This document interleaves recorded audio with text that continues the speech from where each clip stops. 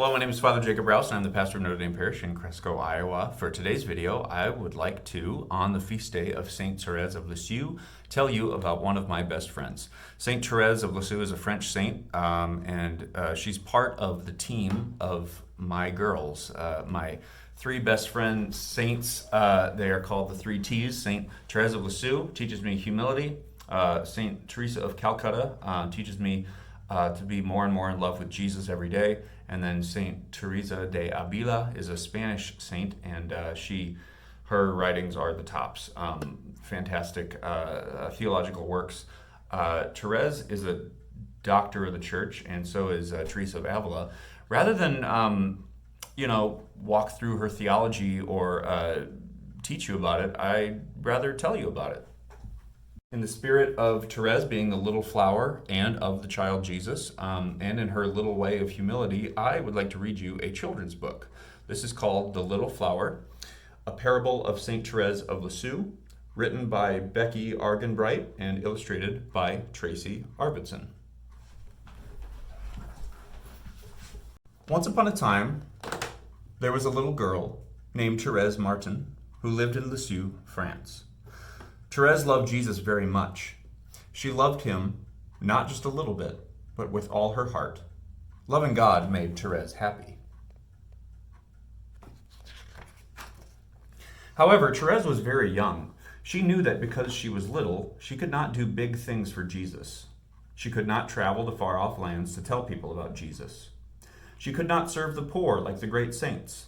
And she could not be like her older sisters who went away to the Carmelite convent, spending their days in prayer.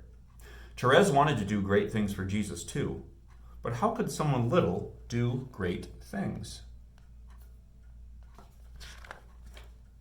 Jesus often spoke to Thérèse's heart, and one day he answered her question by telling her the story of a little flower.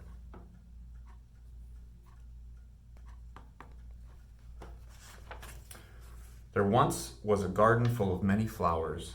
Some of these flowers stood up tall above the others: roses, orchids, lilies, and petunias, peonies, snapdragons, and gardenias.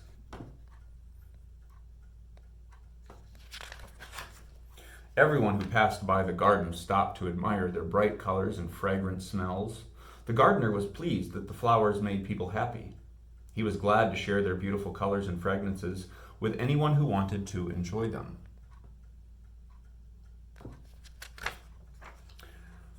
There were other flowers in the garden as well, but unlike the roses and lilies, these flowers were small and ordinary. Buttercups and bluebells, daisies and daffodils, periwinkle and primroses and pansies.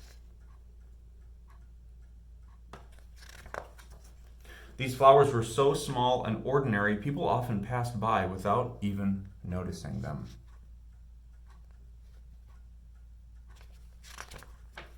This made one particular flower, pansy, very sad. Why couldn't she be as beautiful as the big flowers? Why couldn't she be as fragrant as the rose or dazzling white like the lily? Pansy sighed a very sad sigh.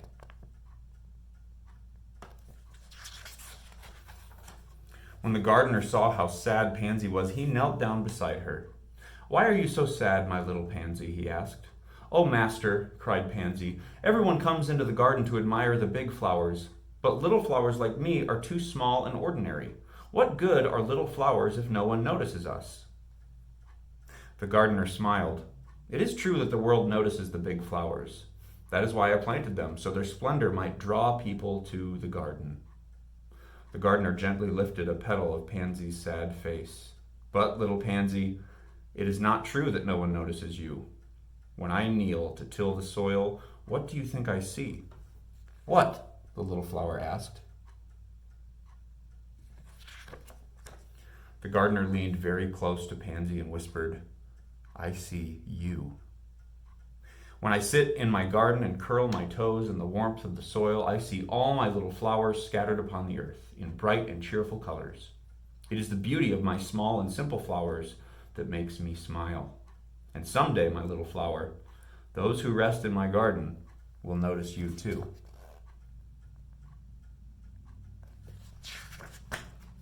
Pansy understood. She might be little, but she could be as beautiful as the lily or the rose in her own little way. She might be little, but that did not make her any less important to the gardener. Therese understood, too. You see, the gardener in the story represents Jesus. The flowers are his friends, and the garden is his church. And who do you think the little flower is? Yes, the little flower is Therese. Therese came to understand that, like the flowers, some people serve God in big ways, and some people serve God in little ways. Even someone little is beautiful to Jesus, and even someone who serves God in little ways can make him smile. Therese felt that God was calling her to be little, just like Pansy, and from that moment on, Therese nicknamed herself the Little Flower. Her way of serving God would be little, just like Pansy.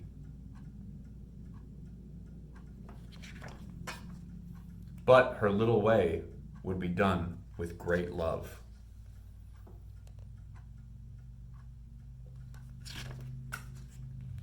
The end.